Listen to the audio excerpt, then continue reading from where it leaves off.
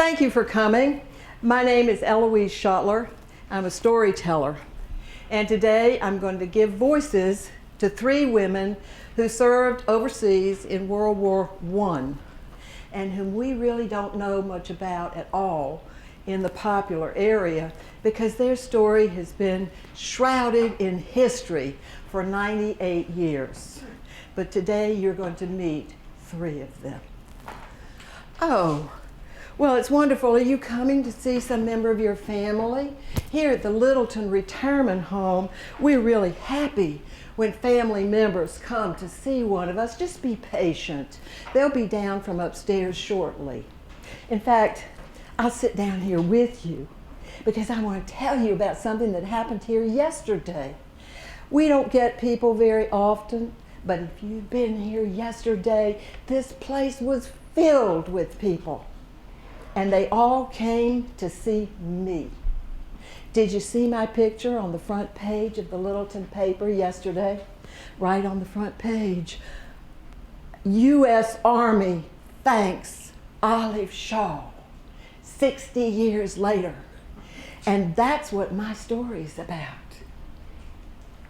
Not many people come in droves like they did yesterday to see an 89-year-old woman, but they did for me. And I'll tell you how that happened. In 1918, I was a music student here in Massachusetts, learning to play seriously on the piano. And there was a world war going on. And if you have to think back to your history, that was World War I. We had gone in 1917. Our boys were just now going overseas. And women were eager to go and help. And we were looking for jobs to do. And I saw an interesting ad.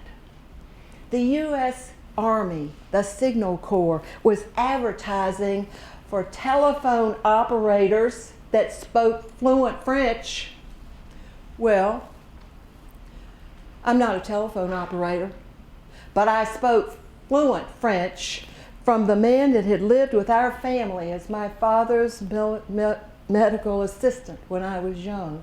He was from Paris, and he taught me well. And I thought, just like my dad always used to say to me, nothing ventured, nothing gained, Olive. And so I went down and I signed up. They tested my intelligence. They tested me physically. But when they tested my French, they signed me up on the spot. I knew they would. They weren't going to turn me down. And they sent me for 6 weeks to Switchboard Operator School. Now here we are, 1979. You probably don't have any idea what a switchboard operator does. You know, unless you're like someone I know who's been a switchboard operator, then you know we would sit in front of tall, high boards on tall stools, and they would be wired to something, and there were plugs lined up all across the front with little lights that would come on. And then there were plugs, there were cables with plugs. The plugs that were on the board had female ends. The cables had male ends, and you had to know which went to what. And as soon as you plugged that in, plugged the male end into the female end, then their call was connected. They called that the cable plug system. It wasn't that hard. I was a smart woman. I learned that. And I was glad it was under the guise of the American Telephone and Telegraph Company. And I was going to be able to go to France. And that sounded exciting, I thought. After the 6 weeks, I was well trained, and they called me to come to New York to join the second group that was going over. We were quickly outfitted with uniforms. Beautiful, beautiful, navy blue, soft gabardine. Let me tell you something about those uniforms. They had mid-calf skirts that swished around. They had sleek jackets long below the hip with brass buttons that marched right down the front that had U.S. Army on them. We had a couple of hats, and then we had our boots. Some of us chose boots, I did, chose boots that laced all the way up to the mid-calf, and they looked so smart. Oh, really? There was only one piece of equipment that we didn't understand and we didn't like. Who ever thought to issue us black sateen bloomers? Some man that must have thought we needed extra protection. I don't know. Well, I went overseas. It was 12 days on the ocean, then to Liverpool, then to Southampton, and across the Channel to France. I was stationed in Tours as an interpreter as well as a switchboard operator. And that's where I served out my entire time overseas.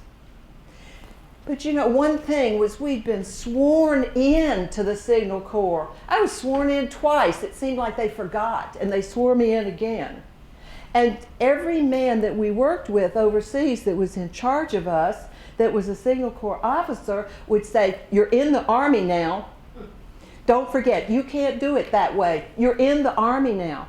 As like we didn't know that. It was pretty clear. We came back, 1919, I got back, a couple of months after the armistice was signed in November of 1918. I was going to go back to the conservatory. I even thought about going back to France, to the Sorbonne. And then I got a telephone call. One of the Signal Corps women, they called me. "Olive, we're not going to get our discharge. They're not going to give us our commemorative medal for having gone to France. They say that we're not veterans." What? They say we're not veterans. We're not going to get that. Now, what did they expect from us, 223 of us that went to France? What did they expect? That we would just say, "All right, that's fine with us, not in your life." So we talked to one another. We communicated. We lobbied back and forth. We had a woman, Merle Egan Anderson, that was leading this effort. And we did not stop for 60 years. 60 years we lobbied Congress.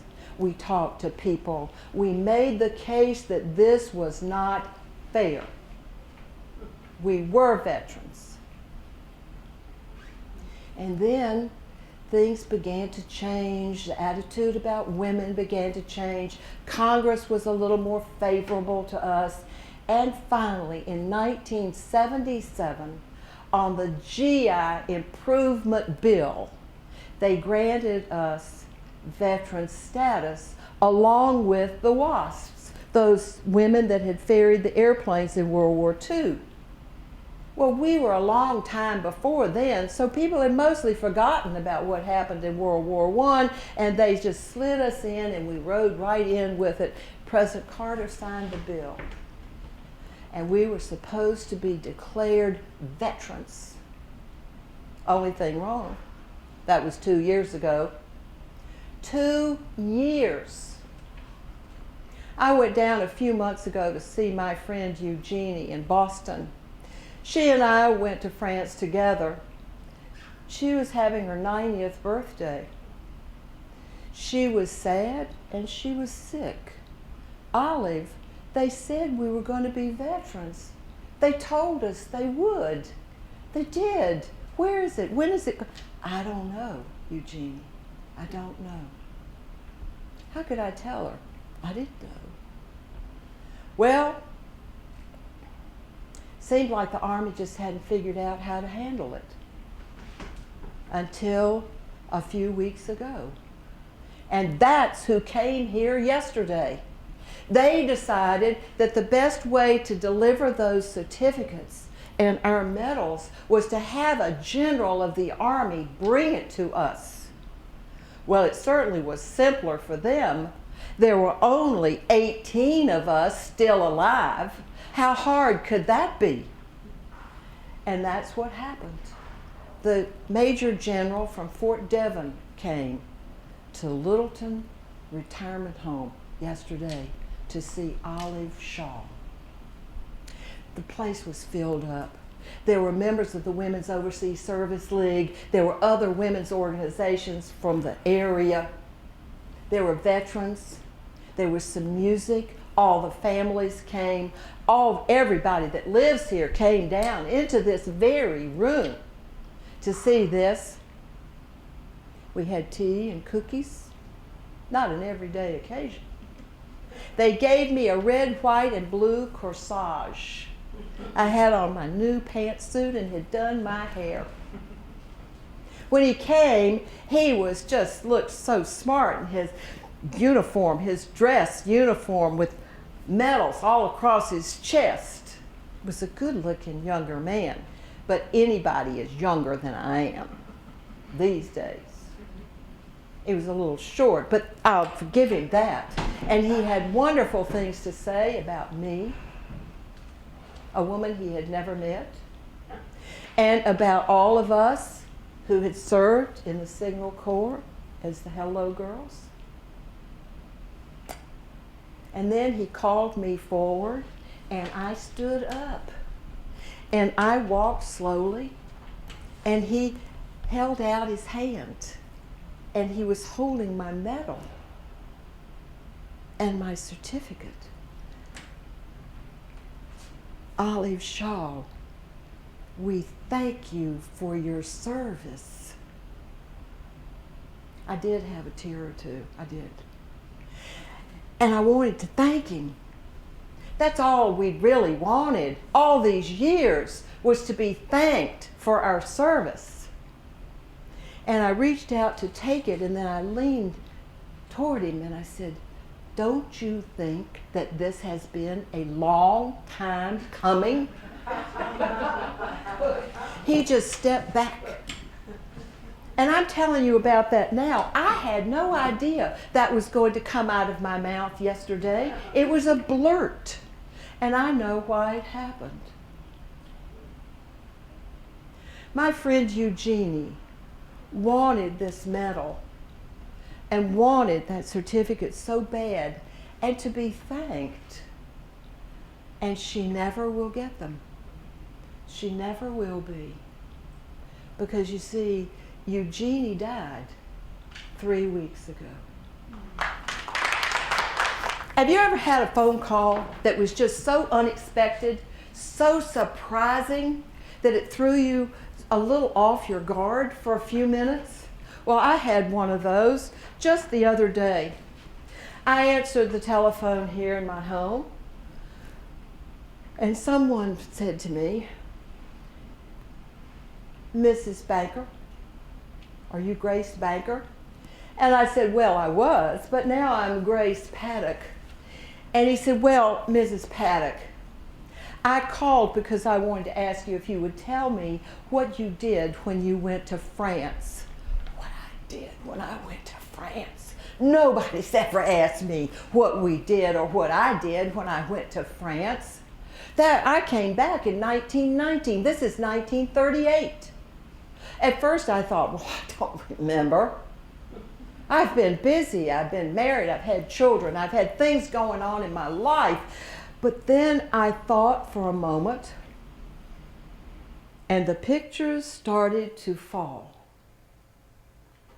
And I told him what I had done when I went to France. That felt good. And now I'm just in a telling mood. And so as long as you're here, I'll just tell you, too, what I did when I went to France. Of course, the question is always, with a story like that, where do you start? Well, I'll start with a little back news. I graduated from Barnard College in 1915. I had majored in French. I had majored in literature. I was very smart. And when I graduated, I needed to look for a job. And there was a new profession for women. telephone operators. You see, when they started with the telephone operators back before 1900, their first thought was they had to have men do it. And that didn't work out. And then they decided to get boys to do it because boys had smaller fingers and it might have been easier on the keys. But boys can't sit still for 2 minutes, and their voice wasn't smooth and didn't have a calm edge to it. And they didn't have any patience with people that were calling in. So they realized that their answer was women. And the telephone companies started training and hiring women to be switchboard operators. It was a new opportunity. This meant that if you wanted to be a switchboard operator, you could choose that. You didn't have to go to the farm. You didn't have to go to the factory. You didn't have to go to those other jobs that women were doing in those times. That sounded good to me. The salary was fine. It was in New York. I'm American Telephone and Telegraph. Good. So I was hired. I'm a college graduate. I'm an intelligent woman. I started off as a switchboard operator, and I excelled and advanced to be a supervisor and then to be a trainer. So when the American Telephone and Telegraph Company passed around this information that the Signal Corps was looking for switchboard operators that spoke French to send them to France to work with the war effort, I took one of those pieces of paper and I signed up. I went down and I applied. And they accepted me immediately. I had the experience, I had the French, and I had a proven record as a leader. And that's why the first week, March, the last couple of days of February, the first week of March of 1918, found me in Hoboken, New Jersey. Chief Operating Officer leading a group of 33 switchboard operators to France. We were the first group to go. We spoke to ourselves. I reminded them when we talked, we are the pioneers. We are the first ones to go. And we took that very responsibly. We went to New York. We were outfitted for our uniforms. They told us a little bit about how to understand the language of the Army and how to march in step. And then they sent us down here to be shipped out to France. The billet that we had was a big, cheerless place. It was for just temporary staging, and there were lots of cots. There was no kitchen. We had to walk 3 blocks to a neighborhood restaurant 3 times a day to eat our food. And there was a big gathering room, and that was important. We had a lot of talking to do, the 33 of us. We were from all over the country.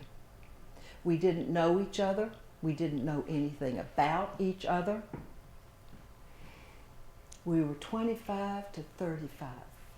That was the age range that the Signal Corps had asked for. And much of the time we spent writing letters home. We wanted to write to our families to tell them how much we loved them and to tell them goodbye, because we didn't know what was going to happen, where we were going. We had to be very careful because everything was so hush-hush. It was all secret, loose lips sink ships, and we had to take the letters to the censor. I know of one young woman that they read she'd written too much, and they came and got her and sent her home. It wasn't in my group. It wasn't not in my group. I heard about her later. Well, it was tense. It was tense.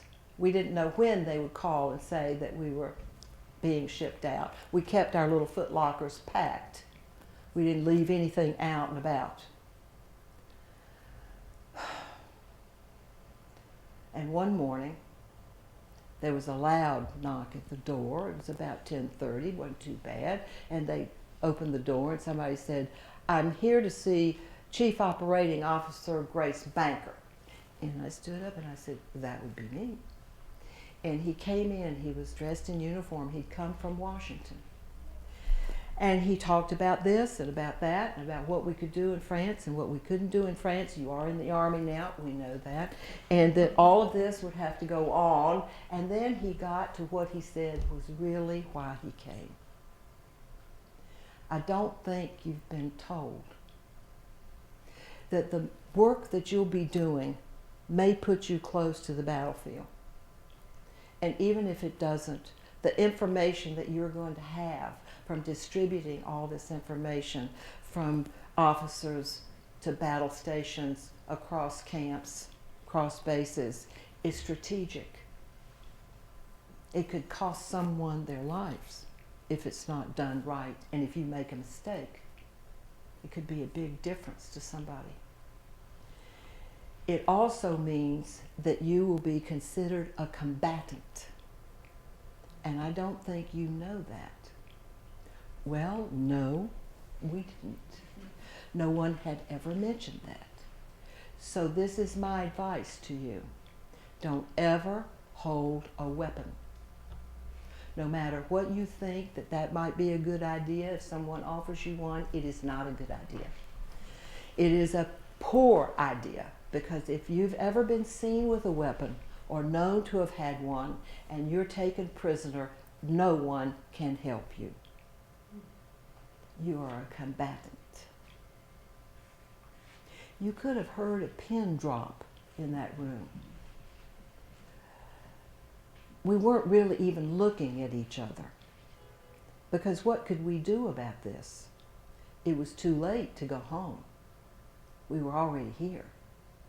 We just absorbed it. That was a lot to think about. But then we had other things to think about. First thing the next morning, 5 o'clock, us banging on the door, and someone went and opened it and they called out, "Is Miss Banker here?" And I called from upstairs, "Yes, I'm here." And he said, "You will be shipping out in this morning, and I will be back in 30 minutes. Have your baggage assembled down in this room, be completely dressed in uniform and ready to go." Wow. This was what we'd been waiting for, but we did think we'd get a letter or something to let us know. Anyway, that's how it was.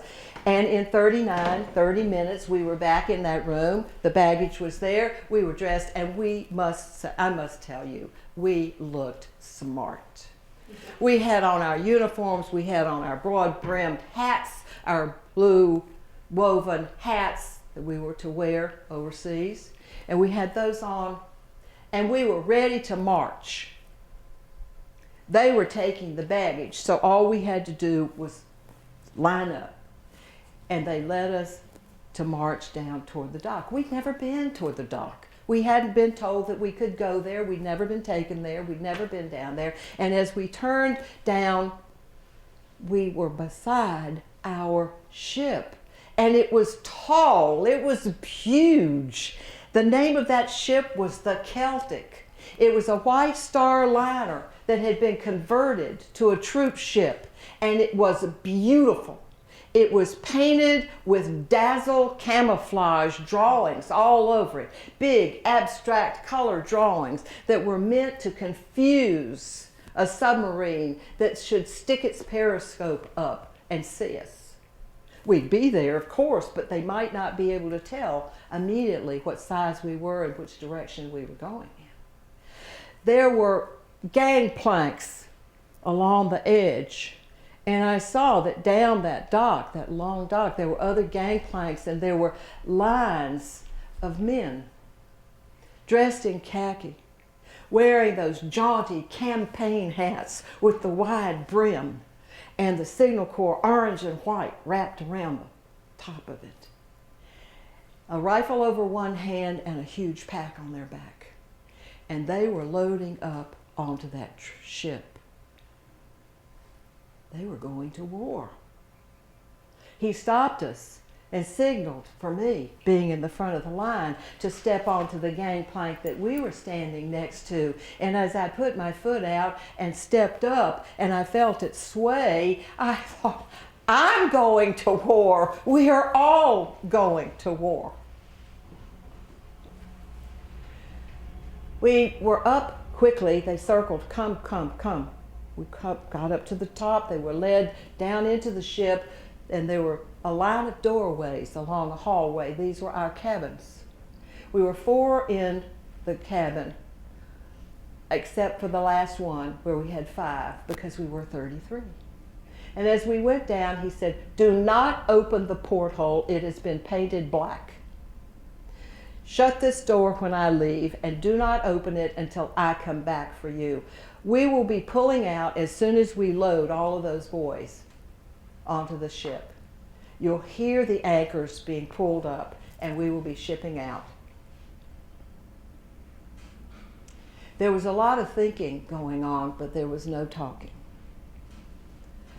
And we knew when we heard the anchors being pulled up and felt the boat come alive and begin to move, that we were leaving our homeland and we couldn't see it.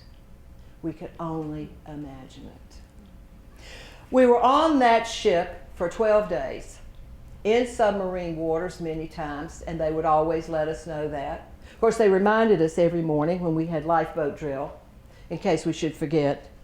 And we were told 3 or 4 times while we were on the sea to go to our cabins, to stay there, and not to take our clothes off, to be fully dressed. Ready for what?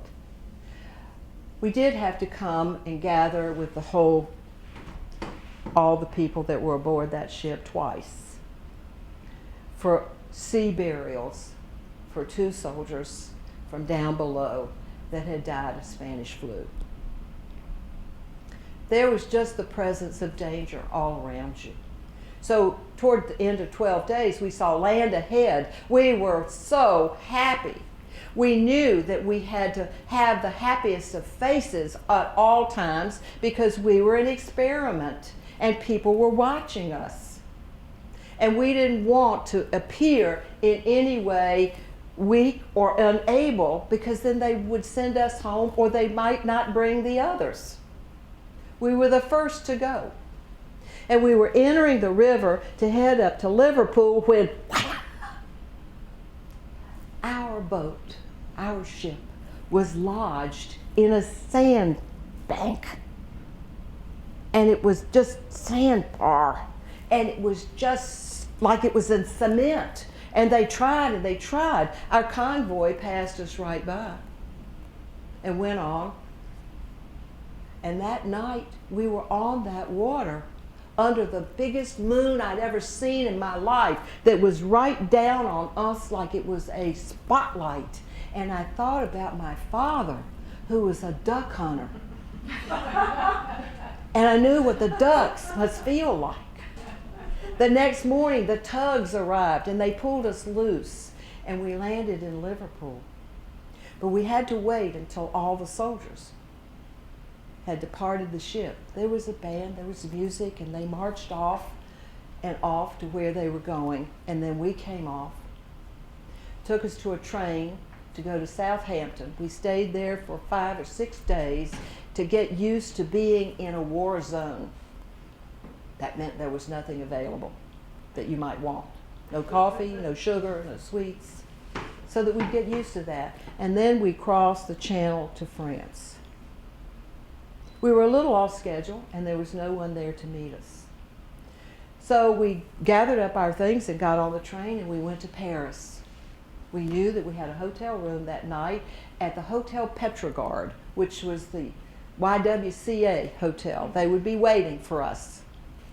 When we got to Paris, we unloaded our baggage. Once again, there was nobody waiting for us, but I had the address, 22 Rue Naples, I would say in English. And we started out. We were pulling our baggage, but it was the strangest thing. We were in blue light. all of the yellow lights had been removed in the street lights, and it was all blue, which I had read was a deterrent for air raids. We got to the hotel, we were exhausted. We checked in, we had rooms, we went to sleep until about 1 o'clock. The sirens were going outside, screaming in the street. It was a sound that just grated on your whole body, and it just ran fear right through you. Someone ran through the hall, hitting one door and then one door and then one door. Quick, quick, quick, quick. And we just ran out in our nightgowns or whatever we had. And I saw two of the youngest in our group actually on the side of the stairway going down the banister as quick as they could. We were headed for the basement shelter. We were there all night. We heard the bombing. And the next morning, when we went down to have our breakfast in the tea room, we looked out the front windows, and the building that had been across the street from us the night before when we walked into the building was a pile of rubble. It had come that close.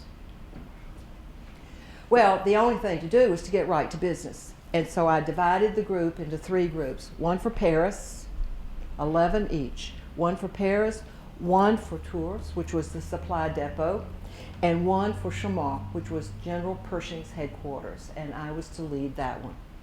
And that's where we went. Now, General Pershing had called for us to come. He had come over and he made just a brick wall with his communications because it was operated only by French-speaking operators. And no French-speaking operator has ever understood doughboy French. And so they were at an impasse for good communications, which was what he wanted and what he needed. And he asked the War Department 2 times for 100 switchboard operators. He didn't mention women, but he knew that's what he was asking for. And the War Department knew it as well, and they refused. They refused the first request until he convinced them that this was essential if we were going to do any good with the battles, and they sent us. That's why we were there. The first call that one of the women took, she started laughing. She had on the microphone around her neck, she had on earphones to listen to the call, and she said, "Hello, number please." And she started laughing, and she pulled that earpiece out so that we could hear, and we heard some man on the other end saying, "Hello, you're here, you're finally here. Hey fellas, listen to this."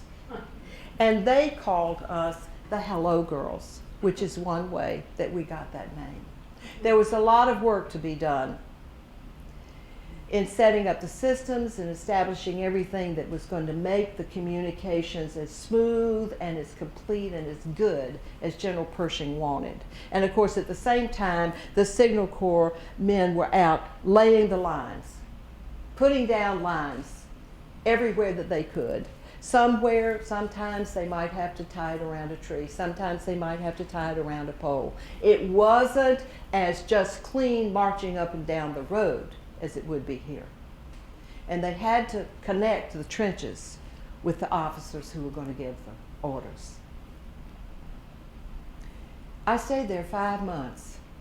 And by the time August came, we'd had more women coming in from the United States. We had shorter shifts. Everything was going along really well. We were communicating fast. We were taking more calls. This is true. But we were able to keep in touch, to keep going. And I got orders to pick 3 women from the group we had there and to pick 2 others. As we were going up, we were going to go from the town of Lenay to Neuchâtel to pick up 2 more, and then we would be going out. We would be going to Lenay. Can't remember everything. So I did that. And as we got into the car after we had picked up our other 2, they handed us a tin helmet and a gas mask and said, "Don't be without these." Because you see, we knew from the messages that we had been taking that they were gathering troops and they were planning to launch a battle which was going to be near the town of Clinay. It was going to be the San Miel battle. And it was going to be quite large. And they'd been moving in troops for a long time, getting ready for that. Well, when we got there, it was definitely obvious that this was a war going on. All the buildings were sandbagged. At night, when we would be in we had a house with a second story where we slept upstairs, and it was near the street, and at night you'd lay in your bed and you could hear the troops moving, the soft shuffle of men walking through the town, caissons that were squeaking under the weight of the heavy munitions coming behind them, and then the artillery that was on rubber wheels coming behind. And that happened at night because these were night troop movements to protect them. Gradually, we were told more and more shifts were added. We began to use a few codes. This place was this place was that. It changed the next day. You couldn't count on anything.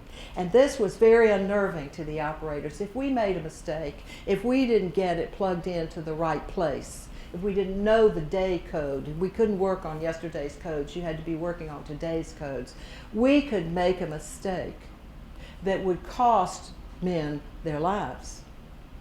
And that's a very heavy responsibility that you could feel. 4 days after we arrived there, a few of us walked out into the countryside to an observation post, and we looked out and there were trenches in the distance. We couldn't really see too well. It was heavy dusk, but we could see the fences were up and everything, and then the signal corps shot off a caterpillar and a starburst flare, and we could see in that phony light where everything was going to happen. September the 12th, I was in bed and I was sound asleep, and it was as though someone had magically thrown a switch and every gun out there went off at one time.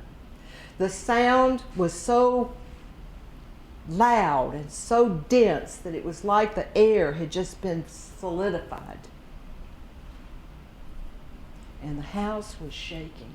I jumped out of bed and woke up 2 or 3 others, and we ran back to the office to let the men who were covering for us for the night leave so that they could do what they needed to do.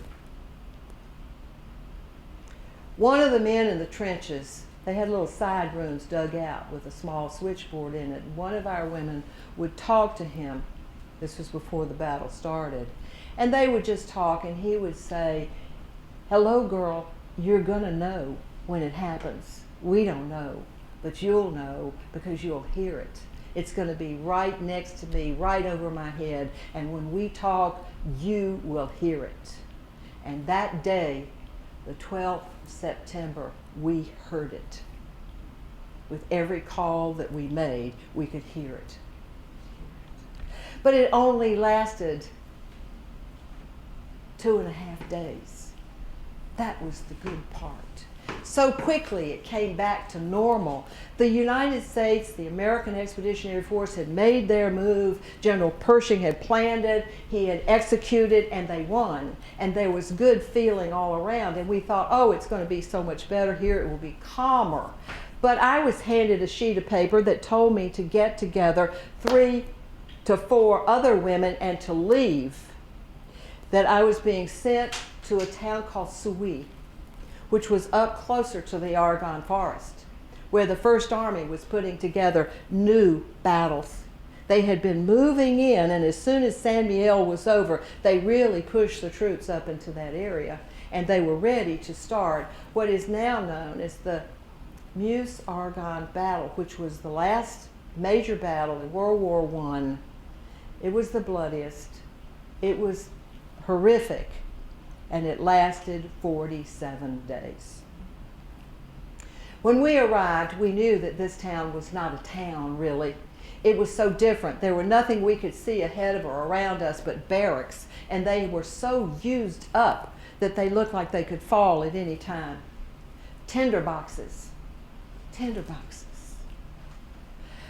They were surrounded by mud, wet mud. I could only imagine what the trenches must be like. And we arrived there in late September, and as October moved on, the ice began to form. It got colder and colder. We at least were warm, and we had some warm food. We were sleeping in this barracks. We were working in one, sleeping in another. At night, the water dripped down from the ceiling. You couldn't find a place for your bed that wasn't under some kind of dripping. One morning I woke up. I had been so tired the night before, I just dropped across the bed. I didn't even undress. And I looked down and my feet felt funny, and I looked and they were swollen. They were frozen. And I wrapped them and put light boots on, and someone took me to the hospital. The base hospital, the hospital camp was not too far away. We were well aware of where it was. We heard those ambulances moving down the road all the time, mostly during the night, but getting the troops, the injured particularly, out of there.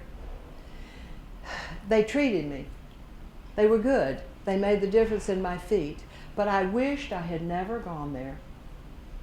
I saw things I never wanted to see, and then I never hoped to see again. There was pain, there was blood, there was screaming, and there was harm.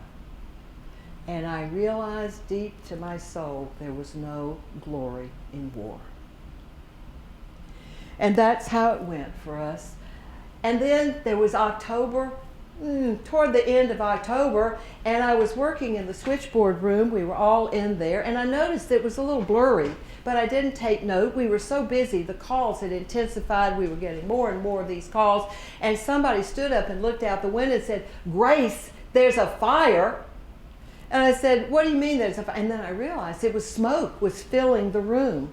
She said, "These barracks are on fire. They're 3 barracks down from us. It looks like they've been jumping over the roofs and that they're coming this way." And I said, "Well, we can't leave here. We've got to keep these calls going. If we leave, they only had a man-to-bucket brigade that was going to put that fire out. I knew that. And just then I got a telephone call. It was the colonel. "Are you still in there?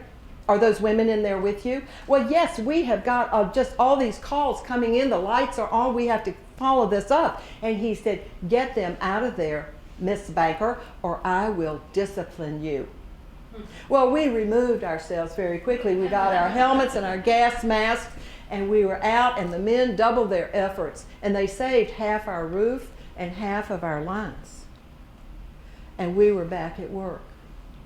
That evening, I walked around and looked. I found a frying pan that had my Bible in it, and somebody else found a pot that had a piece of meat, and we put things back together, and then everybody shifted and gave us a place to stay.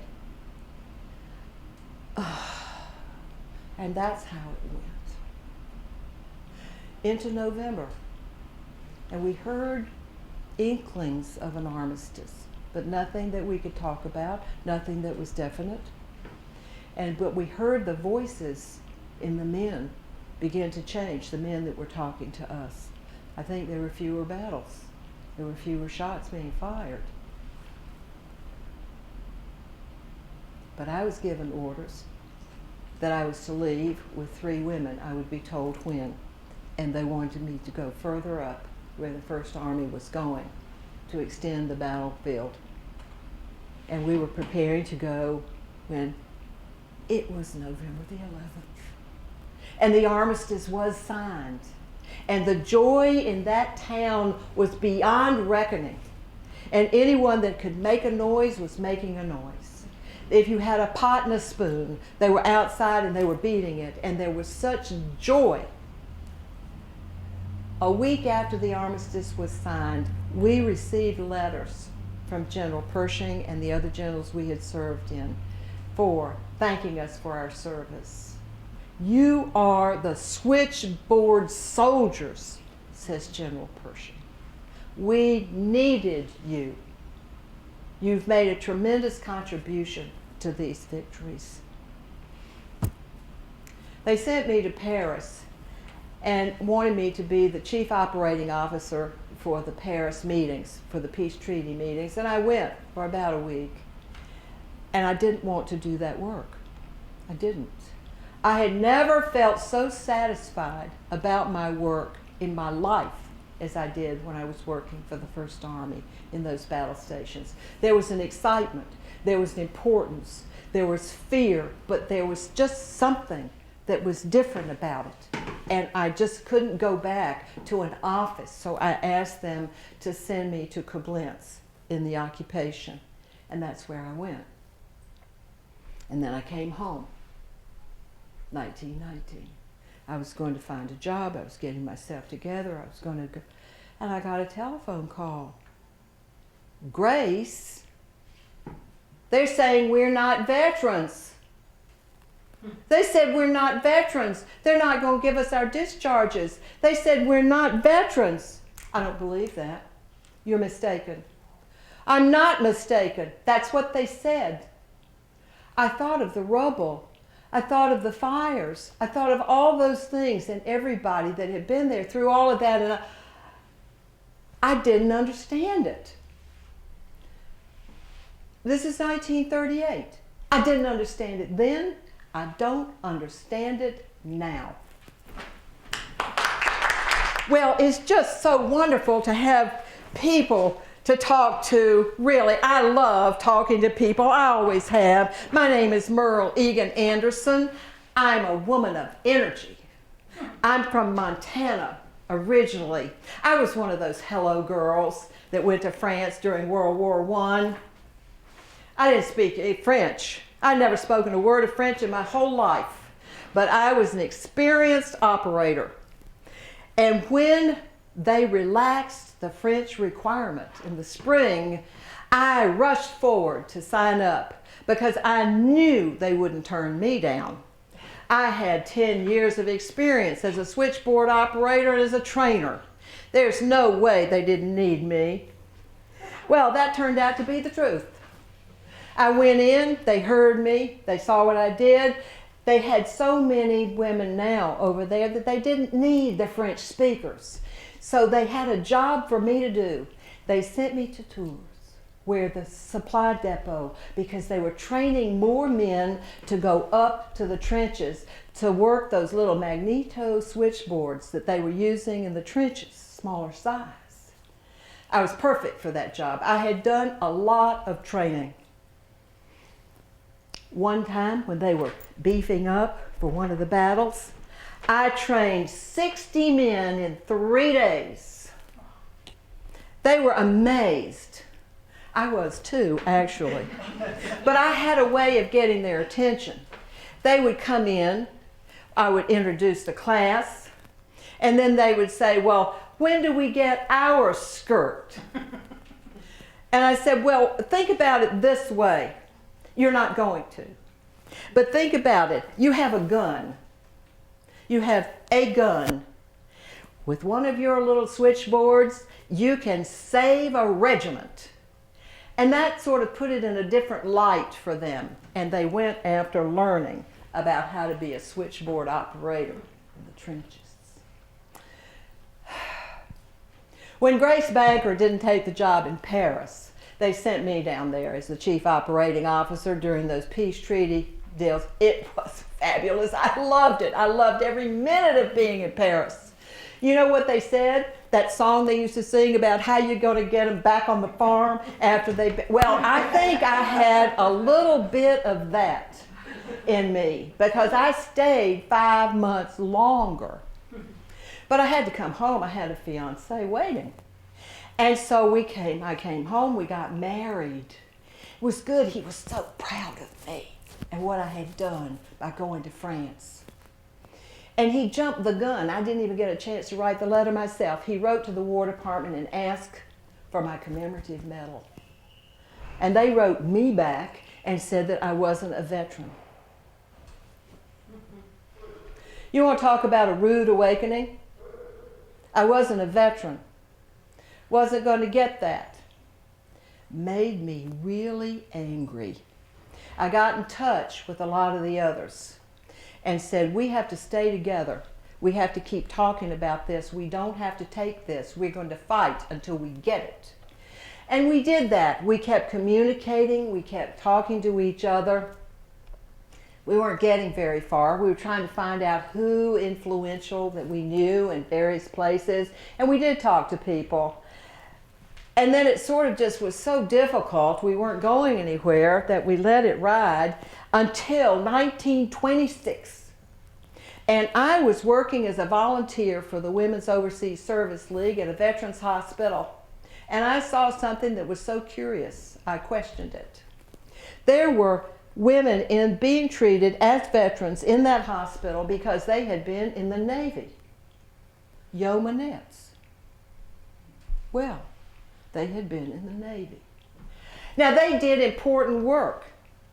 They relieved Navy men to go to sea by taking over the office work, which was important. It was vital. I don't take away from that at all. But they were veterans. We had been to France. Now, what's wrong with this picture? And I started telling people about it. What's wrong with this? In 1931, we had our first bill in Congress to grant us veterans' rights. Well, it got buried in committee. That was so discouraging. I thought to myself, what are we doing? The odds are too great. We'll never get this done. And we slacked off a little bit. And then came the Depression, and then came World War I, World War II, and then the Korean War. And my son was injured in the Korean War, and you know, that takes a lot of the starch out of you. But in 1948, we started trying again. There was a little better attitude. And things were looking better for women in the military. And maybe they would listen to us now and be sympathetic. We had been in the military. But no. Didn't happen. So we went on. Kept trying when we could find a friend in Congress. Trying. 1960s, a major general, no, he's a brigadier general, wrote something about World War I in the American Legion magazine. He didn't mention the women in the Signal Corps. Not one blessed word. Not one word. I wrote him. I did. I wrote him a letter. And he wrote back and said that he'd never heard of those fascinating women. I was incensed to be a fascinating woman. So we started working at it again. Things were changing in the 60s. Betty Friedan put out her book, The National Organization for Women. Women were getting together. They were beginning to get some oomph on their own rights, and that changed the atmosphere. Not for us so much. I mean, World War I was long ago. Until 1977. No, it was before then. That's not really the crucial thing. The crucial thing for me was I gave an interview in the mid-70s in Seattle. It had been discouraging. We had just lost on a bill. And this reporter asked me about my keeping on. And I said, I'm done. I'm through. I'm finished. We're never going to make it. It's absolutely impossible. Look how many we've lost. 223 went. We're dying like flies. And a young lawyer, a young man, a lawyer, came to me and said, Mrs. Anderson, you need help, and I'm going to be your help. I'll be your pro bono lawyer. This is not fair. It should be worked out.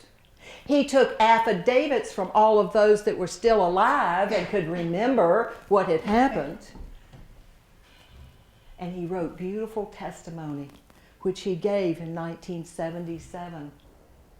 And we were attached to the GI Improvement Bill of 1977. It was passed. And we were given our veteran status. We were happy. I was happy. I was finally done with it. I was happy. But it seems so unfair. So unfair. And I wondered what to do. Think about all those that's not going to get it. And when are we ever going to get it? When are we ever going to get it? Well, they finally brought them. And that was good. But I want to explain to you one thing. I didn't talk about it too much. But I found out something along the way that I wonder how you would have felt if you had found this out and you'd been through what we had been through. When the Navy wrote their regulations and took in the yeomanettes, it said, anyone that serves will receive their veterans' benefits. When the Army wrote their regulations, it went something like this. Only a man can receive the discharge and the benefits. One word cost us 60 years. When I found this story 2 years ago, I fell in love with these women, their determination, what they had done, these plucky, plucky women. Take, for instance, some things we don't know. We don't have a full list of the ones that were alive when it was granted. That's sort of a piece here and a piece there. It's very hard to patch back together accurately. But we do know about Olive. She was in the paper thanks to her family, saw that happened. She got her day with the general, even though it was at the pain of the loss of her friend. Grace Banker, we don't know as much from her as there is to be known because she didn't say it. She won and was awarded the Distinguished Service Medal from General Pershing himself before she left France. She was a distinguished leader. She put a wonderful example up. She did good, but she never got her veterans benefits nor her medal. She died in 1960. And then we have Merle Egan Anderson. I think about Merle. You get the drift of who she was, how that would have worked. And I think to myself, and maybe you're thinking this yourselves, thank God for plucky women. Women who will stay with it until they reach the point that's fair. Thank you.